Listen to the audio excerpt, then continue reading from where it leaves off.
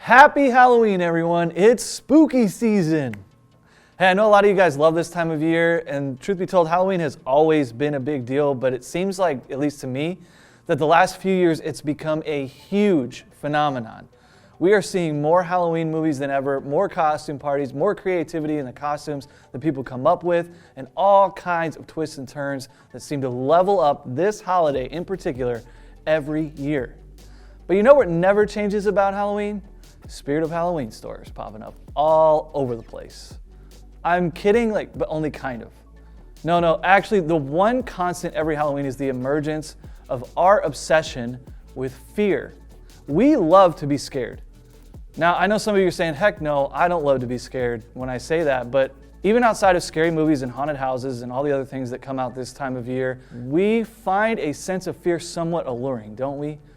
I mean, what is the point of a roller coaster or a thrill ride if not fun? That's why they call them thrill rides. There's an element of danger that brings a thrill. Fear feeds on a lack of control. That's why we love haunted houses and scary movies, because we don't know what lurks around every corner. No matter how much we yell at the main character, don't go down there, they always do. They always do. What is up with that? We don't control the roller coaster, and that's exciting because we don't know what's going to come next.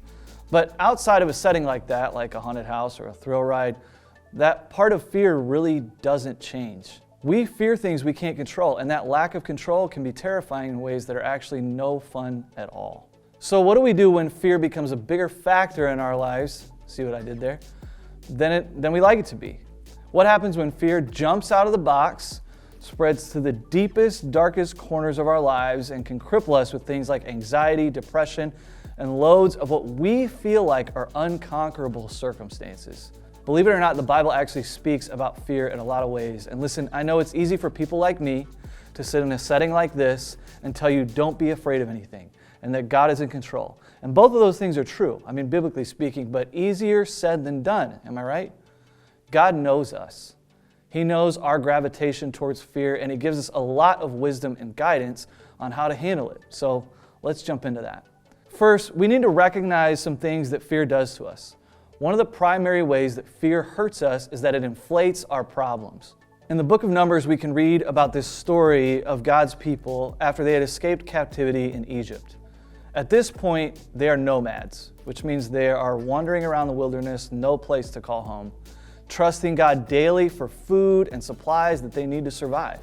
But they also had this incredible promise. See, God had promised them a new land and a new home that He called the Promised Land. And the problem was that there were other people occupying this promised land that God was calling them to take over. He was telling them to step up, take the land that He had promised to them, and then they would become a nation that would actually lead other nations to love and follow God. Sometimes God's people did great with stuff like this, like He'd tell them to conquer a land and they would do it, but most of the time they were scared. They hadn't mastered the idea of what Romans 8:31 teaches, that what then shall we say in response to these things? If God is for us, who can be against us? Now, in fairness, that book and that verse had not been written yet, but the idea was still there. God had told His people repeatedly to trust in Him and that He would provide for them.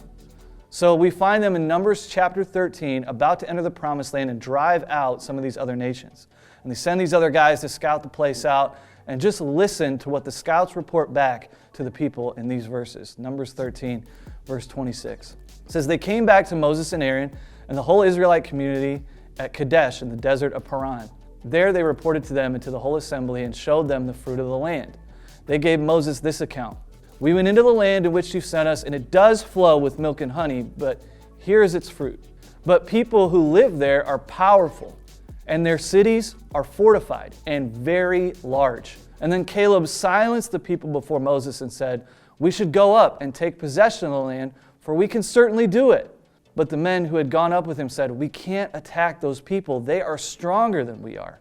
And they spread among the Israelites a bad report about the land that they had explored. And they said, the land we explored devours all those living in it. All the people we saw there are great in size. Caleb's response here in these verses I just read is the right response. He's saying we should do it. We should do this thing that God is telling us to do because we can do it. But the people's response is the exact opposite. They are so distracted by the size of their opponents in comparison to themselves that it's causing them this great sense of fear. What they aren't talking about is the size of their opponents in comparison to God. And that's the difference. If we can't solve the problem ourselves, then our fear escalates and we begin to question and doubt and feel anxious or overwhelmed. When really what we need to be doing instead is not drawing fear from the size of our problems, but confidence from the size of our God. See, God created everything. He sustains everything and He controls it all. If He wants us to conquer an army with a pebble, then He'll do it through us because that's what He wants to do. The scouts' fears caused them to misinterpret the reality of the situation that they just saw. They exaggerated the problem, they lost focus on the things that mattered most, and fear causes us to do the exact same things in our lives as well. So that's the first thing. The next thing that fear does to us is fear paralyzes us. Look at the people's response to the verses that we just read in Numbers 14, 1 and 2. It says, that night, members of all the community raised their voices and wept aloud. All the Israelites grumbled against Moses and Aaron, who were their leaders, and the whole assembly said to them, if only we had died in Egypt or in the wilderness. The scouts' fears from those first sets of verses was contagious. It spread throughout the community to the extent that all the people began to point and question everything that was happening in their lives. Moses and Aaron were not perfect guys by any stretch of the imagination, but they had performed miracles in full view of these people that were complaining against them. They were absolutely key in leading them out of deep, painful, and oppressive slavery in the land of Egypt. And now the same people, paralyzed by their own fears, start looking for people to blame for the sense of hopelessness that they're feeling.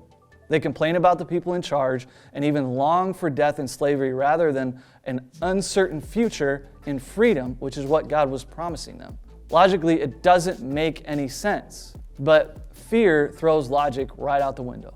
We have to be careful not to fall victim to the same trap in our own lives. See, fear thrives in nonsense, and that's what this is. These people had seen God. They had seen Moses meet with God face to face. They were armed with this amazing promise straight from God's lips to their ears, and they still don't believe Him. They aren't thinking straight because they're afraid. What these people are saying, what they're thinking, is absolutely and unquestionably broken. Their thoughts, feelings, and impulses are betraying them at every turn, despite all that God has done for them. Does that sound familiar? Let's keep going. One of the most harmful things fear does to us, this is our last point today, is that fear smothers truth. The other day, I was watching one of my favorite reality shows, and in it, there's this moment where this girl hears that this other girl is afraid of ketchup. No lie, ketchup. So this girl does what any of us would do. She goes to get a bottle of ketchup, and she holds it right up to the other girl's face. And sure enough, the girl who is afraid of ketchup absolutely freaks out, loses her mind. She's screaming, running, crying. She gets so upset at the other girl for doing that she actually has to be restrained by security guards from punching her by several other people. Now that sounds ridiculous, but if we're honest, we all have problems with phobias. Spiders, snakes, cats, even heights, water, things that otherwise are absolutely normal things. And while some of our fears are based on past traumas like getting bit by a spider or attacked by a cat or whatever, most of them really don't stem from any basis in reality at all. Truthfully, spiders are just bugs. Ketchup is just a condiment, and cats don't randomly attack people for no reason, except that last one might be true. Sometimes it takes someone repeatedly reminding us of the truth for us to overcome our fears. That's exactly what two of the guys in the community of God's people do next in Numbers chapter 14, starting in verse 6. Joshua, son of Nun, and Caleb, son of Jephunneh, I don't know how to pronounce that, you guys do your best, who were among those who had explored the land, tore their clothes and said to the entire Israelite assembly, the land we passed through and explored is exceedingly good. If the Lord is pleased with us, He will lead us into that land, a land flowing with milk and honey, and will give it to us. Their protection is gone, but the Lord is with us. Do not be afraid of them. Joshua and Caleb bring some hard truth here. They remind the people that the land they are going into is more than worth the battles that they're about to face. They remind them of the promise that if the Lord is pleased with us, He will lead us into the land and we will take possession of it. I love that last part in those set of verses where it says that their protection is gone, but the Lord, who is the ultimate protection, is with us. I want to read that passage from Romans 8 that I read at the beginning of tonight's message again. Romans 8:31, what then shall we say in response to these things? If God is for us, who can be against this? Some people refer to this passage as the believer's triumph because it is for those of us who believe it, a creed that holds a lot of power. Power over our anxieties, over our doubts, our insecurities, power over worrying about how good we are or how well we're doing or other people's opinions of us. It's power over worry, power over nonsense, power over fear. The truth is, these people in Numbers 14 were still afraid, even after all the things that we read and all the things they were reminded of. They were still willing to throw Moses and Aaron under the bus and run back to captivity. Their fear dominated them to the point that they actually missed out on some incredible things because of it. They are, for us, a cautionary tale of how not to handle our fears. So next time the thrill of fear wears off and the reality of fear sets in, try to remember who's on your side. Don't lose perspective on what's really in control of your life. It is not your problems or your past or your present set of circumstances. It is God.